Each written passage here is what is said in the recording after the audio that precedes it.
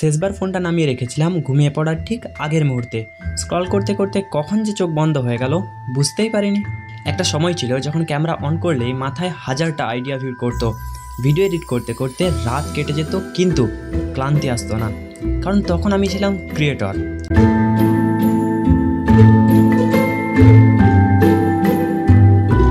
কিন্তু ধীরে ধীরে reel, shorts, social media algorithm সবকিছু যেন আমাকে নিজের গল্প ভুলিয়ে দিল। ইন্সপিরেশন বদলে গেল আসক্তিতে, আর আমি হারিয়ে ফেললাম সেই আগের আমিটাকে।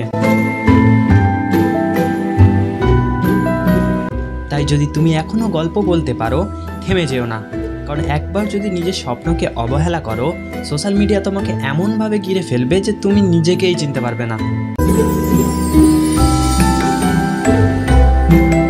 So be a creator, not just a consumer.